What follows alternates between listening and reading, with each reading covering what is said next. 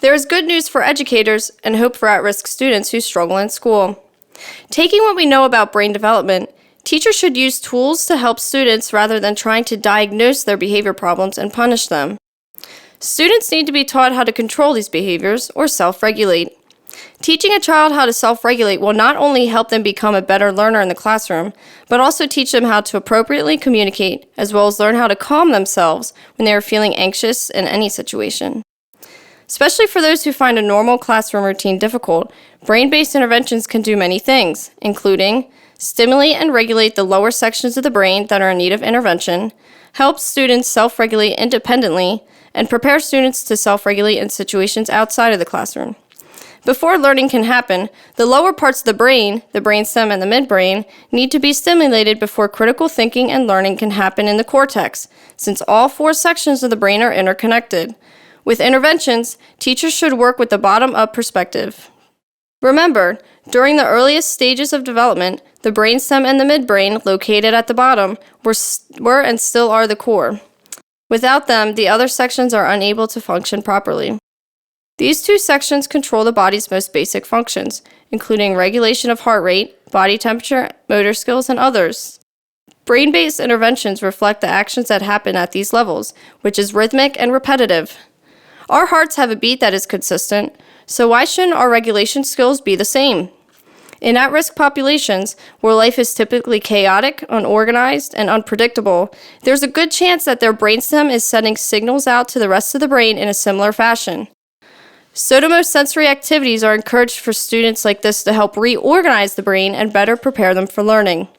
So, what are some interventions that are pattern and repetitive? Sitting at a desk during a lecture with no movement whatsoever is not ideal for this population of students. Behavior problems will become an issue, and the students will not learn to their full potential. Provide these students with an object that can help get their energies out of their systems while they are learning, such as fidgets. Fidgets are therapeutic toys that can help with self-regulation. Both fidgets and sensory toys are wonderful for calming and alerting. They promote focusing and concentration, decrease stress, increase tactile awareness of fingers and hands, and more. There are many types of fidgets, and for teachers, it is good to have an option since each student's needs are different. The most basic fidget is a stress ball. These are probably the most well-known and used. The only thing about having any kind of ball in the room is that there's a risk of it being thrown around. There are other fidgets that are not as tempting to throw and work just as well. These fidgets come in all shapes and textures and are no larger than a person's hand. Thinking putty or Theraputty are fidgets that are malleable and act like a chewing gum for your fingers. Both types of putty come in all sizes and colors. The Theraputty has different weights, progressing in resistance from super soft to extra firm. Both are non-toxic and do not leave residue like Play-Doh or clay. Some students may prefer a thicker, tougher putty over a softer, more durable. Fidgets do not always have to be something you can hold in your hand. To get the rhythms going, rocking chairs are also available for students who need constant movement.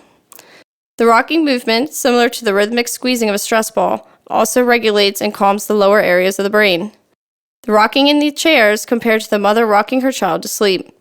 This movement may not have been satisfied in early childhood, so fulfilling that need in school is important for continued brain development. Other chairs that students can use are spring chairs or yoga balls.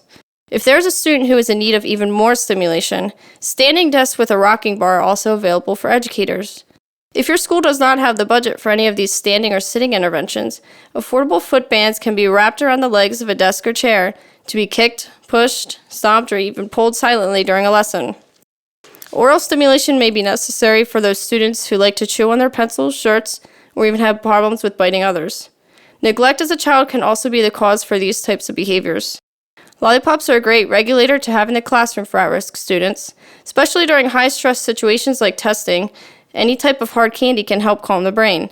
If students are tired, you can offer them a candy for a brain boost to wake them up. For some students, lollipops may not be enough. Chewy pencil toppers or even necklaces are available for students who need oral stimulation throughout the day. Some students are more visual learners and need to see how stress can take over their bodies. The pulse oximeter is quick, easy to use, and helps students see what brain state they are in.